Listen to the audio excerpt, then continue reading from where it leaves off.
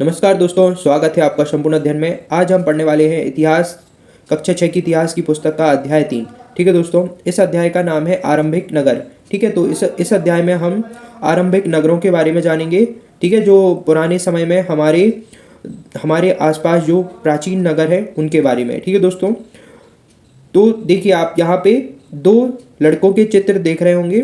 ठीक है, हमारी स्क्रीन पे दो लड़के दिख रहे हैं। एक तो ये लड़के कौन है, इसमें से एक लड़के का नाम है जसपाल और दूसरे का नाम है हरप्रीत। ठीक है, ये अपने घर की पास की गली में क्रिकेट खेल रहे थे। तभी उन्होंने क्या देखा, कुछ लोग एक खंडहर हो चुके घर की तारीफ कर रहे हैं। ठीक है, उस घर को गली के बच्चे क्या भूतहा घर कहते थे। क्या कहते थे दोस्तों, उस खंडहर घर को गली के बच्चे भूतहा घर कहते थे।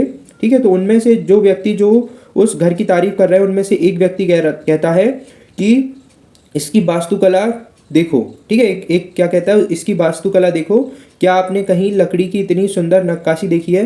दूसरी महिला ने यह कहा। फिर दूसरी महिला कहती है, हमें मंत्री जी को पत्र लिखकर कहना चाहिए कि वह इस खूबसूरत घर को सुरक्षित रखने के लिए इसकी मरम्मत करने की व्यवस्था करें। तो यह सब सुनकर जसपाल और हरप्रीत सोचने लगे कि इस पुराने खंडहर से लोगों को इतना लगाव क्यों हो, आखिरकार कितना लगाव क्यों हो सकता है। ठीक है, तो वो इसी सोच में डूब गए, सोचने लगे कि आखिरकार इस खंडहर घर की इतनी तारीफ क्यों हो रही है। ठीक है दोस्तों, तो आइए हम जानते हैं कि उस घर की तारीफ आखिरकार क्यों हो रही थी। तो इस पाठ को जब हम पढ़ेंगे तो हमें इस पाठ को पढ़कर समझ में आ जाएगा कि आखिरकार वो लोग उस भूता घर की तारीफ क्यों कर रहे थे। ठीक है, तो आइए जानते हैं, आगे पढ़ते हैं। इस पाठ को हम अलग अलग हिस्सों में बांट के पढ़ेंगे। ठीक है दोस्तों, आज हम जानते हैं पहले हड़प्पा की कहानी। ठीक है, कुछ पॉइंट मैं आपको बता देता हूं जो आज हम पढ़ सकते हैं। पहले तो हड़प्पा की कहानी, फिर इन नगरों की विशेषता। तो आज हम इन दो पॉइंटों को पहले पढ़ेंगे, उसके बाद में हम फिर आगे अलग अलग पॉइंट में हम अलग अलग चीज़ों को पढ़ेंगे। ठीक है, तो आज हम पढ़ने वाले हैं इन दोनों पॉइंटों को और समझने वाले हैं आखिरकार इनमें हमारे समझने का क्या है और हम इनमें से किन किन महत्वपूर्ण बिंदुओं को अपने नोट्स में लिख सकते हैं। ठीक है दोस्तों, तो पहले हो गई हड़प्पा की कहानी। ठीक है, फिर इन नगरों की विशेषता क्या थी। ठीक है, तो ये दो पॉइंट हो गए, आज इन दो पॉइंटों को पढ़ेंगे। फिर उसकी नेक्स्ट वीडियो में हम पढ़ेंगे भवन, नाले और सड़कें। ठीक है, फिर उसके नेक्स्ट वीडियो में इसी तरीके से हम दो पॉइंट करके पढ़ेंगे। फिर नगरीय जीवन, उसके बाद में नगर और नए शिल्प। ठीक है, फिर उसके बाद में हम सबसे लास्ट में करेंगे अभ्यास को। ठीक है दोस्तों, कच्चे माल की खोज।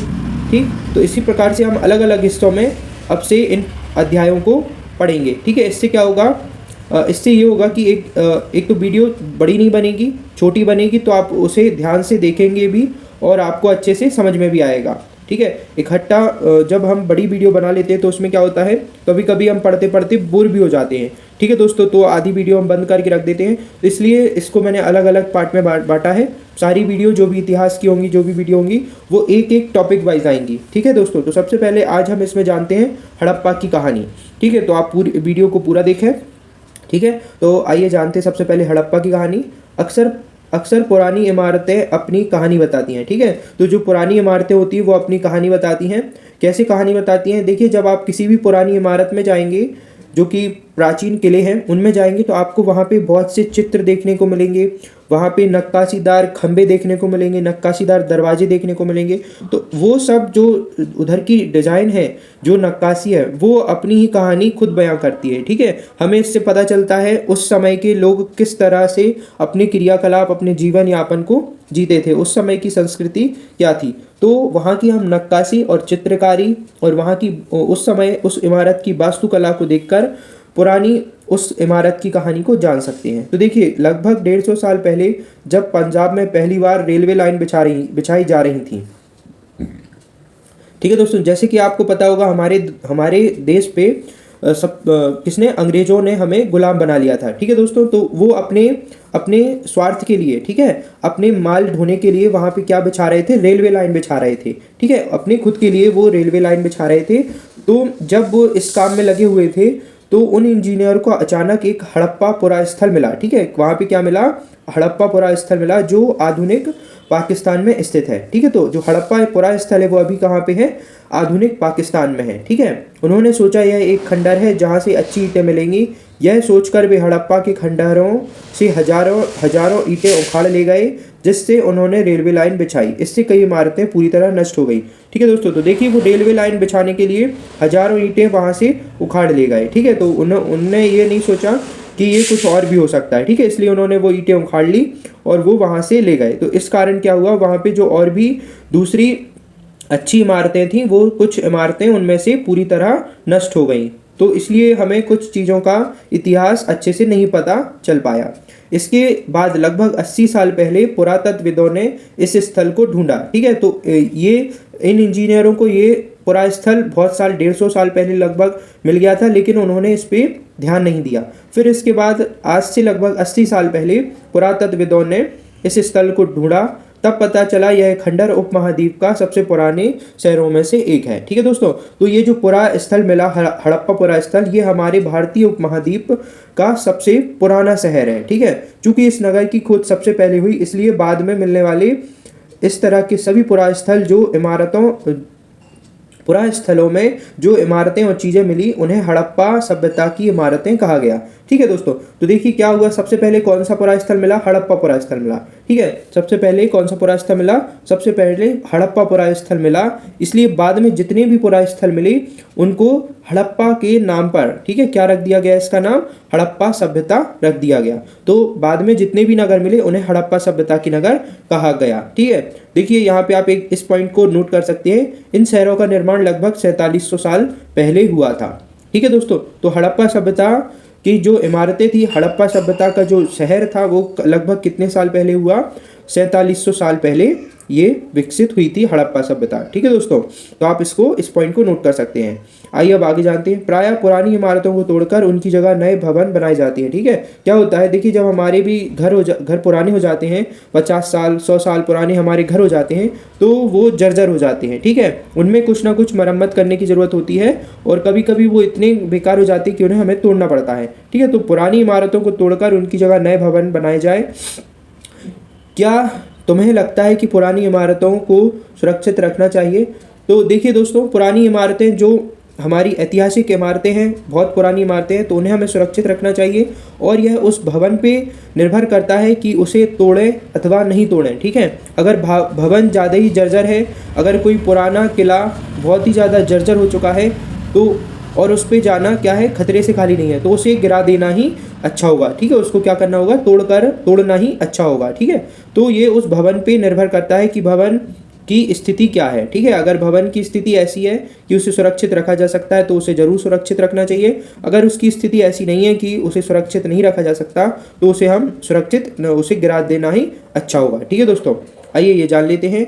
ये नगर आधुनिक पाकिस्तान के पंजाब और सिंध प्रांतों, भारत के गुजरात, राजस्थान, हरियाणा, पंजाब प्रांतों में मिले हैं। ठीक है दोस्तों, तो देखिए जो हड़प्पा सभ्यता के जितने भी स्थल हैं वो कहाँ कहाँ पे मिले हैं, देखिए पाकिस्तान के पंजाब और सिंध प्रांतों में है। ठीक है, हड़प्पा सभ्यता की जो भी नगर है वो कहाँ कहाँ पे हैं, पाकिस्तान के पंजाब और सिंध प्रांत में है। भारत में कहाँ कहाँ पे मिले, गुजरात, राजस्थान, हरियाणा, पंजाब। ठीक है, इन जगहों पे प्राचीन पुरास्थल मिले हैं। इन सभी स्थलों से पुरातत्वविदों को अनोखी वस्तुएं मिली है। ठीक है, अब देखिए इन हड़प्पा सभ्यता की जो भी स्थल है वहाँ से पुरातत्वविद हैं, उन्हें कुछ अनोखी वस्तुएं भी मिली है। जैसे क्या, मिट्टी के लाल बर्तन मिले हैं जिन पे काले रंग के चित्र बने थे। ठीक है, तो मिट्टी के लाल बर्तन मिले हैं जिन पे क्या है, काले रंग से चित्र बने हुए हैं। पत्थर के बांट मिले, यहाँ पे क्या मिले, पत्थर के बांट, मोहरे मिले हैं। ठीक है, क्या मिली, मोहरे मिली हैं। मन के तांबे के उपकरण मिले हैं, पत्थर के लंबे ब्लेड मिले हैं। तो ये सारी चीज़ें इस पुरा स्थल से मिली हैं। तो आप इस पॉइंट को भी अपनी नोटबुक में नोट कर सकते हैं। ठीक है दोस्तों, तो ध्यान से यहाँ से देख के आप इसको पॉज करके लिख सकते हैं। ठीक है, देखिए ये मैप में दिया हुआ है कहाँ पे कौन सा स्थल है, तो आप इस मैप से आसानी से समझ सकते हैं। ठीक है दोस्तों, तो देखिए यहाँ से आप पुरा स्थलों के नाम भी लिख सकते हैं। देखिए लोथल, एक लोथल पुरा स्थल हो गया, धौलावीरा, सुतकोतदा, चहुंदड़ो। ठीक है, फिर सुतका कोह, मोहनजोदड़ो। ठीक है, गंगबेरीवाला, कालीबंगा, राखीगढ़ी, हड़प्पा। ठीक है, आप इन सारी जगहों के नाम लिख सकते हैं। और साथ में आप देख रहे होंगे मोहनजोदड़ो किस नदी के किनारे है, सिंधु नदी के किनारे मोहनजोदड़ो है। ठीक है दोस्तों, फिर यहाँ से हड़प्पा किस नदी के किनारे आप देख सकते हैं, रावी नदी के किनारे हड़प्पा है। ठीक है। तो इस प्रकार से आप इन सभी को लिख सकते हैं। और यहाँ पे आप मैप में देख रहे हैं हड़प्पा रावी नदी के किनारे है और मोहनजोदड़ो सिंधु नदी के किनारे है। ठीक है, तो आप इस मैप से भी इन पुरास्थलों स्थलों के नाम लिख सकते हैं। ठीक है, अब आइए हम जानते हैं इन नगरों की विशेषताएं क्या थी। ठीक है, आइए दोस्तों अब हम इन नगरों की विशेषता के बारे में जानते हैं। ठीक है, इन नगरों में कई को दो या उससे ज़्यादा भागों में हिस्सों में विभाजित किया गया था। ठीक है, तो ये जो नगर थे इन नगरों को क्या दो या उससे अधिक हिस्सों में विभाजित किया गया था। ठीक है, प्रायः पश्चिमी भाग छोटा था लेकिन ऊंचाई पर बनाया गया था। ठीक है, और पूर्वी हिस्सा बड़ा था लेकिन निचले इलाके में था। ठीक है दोस्तों, तो देखिए अधिकतर नगर थे वो दो भागों में विभक्त थे। ठीक है, एक भाग था पश्चिमी भाग और दूसरा भाग था पूर्वी। ठीक है, तो जो पश्चिमी भाग होता था वो छोटा होता था लेकिन वो अधिक ऊंचाई पर बना होता था। और पूर्वी हिस्सा क्या था, पूर्वी हिस्सा बड़ा होता था। ठीक है, पूर्वी हिस्सा बड़ा होता था लेकिन निचले भाग पर निचले हिस्से में था। ठीक है, उसका इलाका नीचा था। मतलब देखिए पश्चिमी भाग ऐसा बड़ा था, ठीक है, और निचला भाग ये पूर्वी भाग ऐसे नीचे था। तो ये ऊपरी भाग हो गया और ये निचला भाग। तो जो ऊपरी भाग था उसे क्या कहते थे, उसे नगर दुर्ग कहा जाता था। ठीक है, पुरातत्वविदों ने इसे क्या कहा गया है, पश्चिमी भाग का जो पश्चिमी भाग ऊंचा भाग था, जो मैंने यहाँ पे आपको चित्र बनाया है, अभी नीचे मैं आपको इसका चित्र बताऊंगा जिसमें पश्चिमी भाग ऊंचाई पर है और पूर्वी भाग नीचा है। ठीक है, तो पूर्वी भाग निचला भाग था उसे निचला नगर कहा जाता था। ठीक है दोस्तों, क्या कहा जाता था, उसे निचला नगर कहते थे। और जो ऊंचाई वाला हिस्सा है उसे नगर दुर्ग कहा है। किसने कहा है, पुरातत्वविदों ने कहा है। ठीक है दोस्तों, किसने कहा है, पुरातत्वविदों ने यह बात कही है। दोनों हिस्सों को चार दीवारियां पक्की ईंटों से बनाई गई हैं। ठीक है, तो जो दोनों हिस्सों की चार दीवारियां हैं वो पक्की ईंटों से बनी हैं। इसकी पक्की ईंटें, जो इस समय की पक्की ईंटें हैं वो कैसी हैं, बहुत ही मजबूत है, बहुत ही अच्छी पक्की ईंटें हैं। ठीक है, तो आप इन विशेषताओं को लिखते चलिए कि इस समय के जो नगर थे उनकी ईंटें इतनी अच्छी हैं कि हजारों साल बाद भी आज इनकी दीवारें खड़ी हैं। ठीक है, इन नगरों की दीवारें अभी भी खड़ी हैं, इतनी पक्की ईंटें हैं। ठीक है, इतने हजारों साल के बाद भी। दीवार बनाने के लिए ईंट की चिनाई इस तरह करते थे जिससे कि दीवार खूब मजबूत रहे। ठीक है, तो इतने अच्छे से चिनाई की जाती थी कि उसकी दीवारें अच्छी तरीके से मजबूत रहें, गिरे ना। कुछ नगरों के नगर दुर्ग में कुछ खास इमारतें बनाई गई थी। ठीक है दोस्तों, तो कुछ नगर ऐसे हैं जहां पर नगर दुर्ग में मतलब ऊंचाई वाले हिस्से में जो पश्चिमी हिस्सा था उस हिस्से में कुछ खास इमारतें भी बनाई जाती थी। जैसे कि तालाब, मोहनजोदड़ो में एक खास तालाब मिला है जिसे पुरातत्वविदों ने क्या कहा है, पुरातत्वविदों ने महान स्नानागार कहा है। ठीक है दोस्तों, उसे क्या कहा है, महान स्नानागार कहा है। इस तालाब को बनाने में ईंट और प्लास्टर का इस्तेमाल किया गया था। ठीक है, तो ये जो स्नानागार है उसमें क्या किया गया है, ईंट और प्लास्टर का इस्तेमाल किया गया है। तो देखिए उस समय पानी के रिसाव को रोकने के लिए क्या किया गया था, प्लास्टर के तौर पर क्या यूज किया गया था, चारकोल को। ठीक है, उस पे चारकोल का प्लास्टर किया गया था, चारकोल की परत चढ़ाई गई थी। इस सरोवर में दो तरफ से उतरने के लिए सीढ़ियां थी।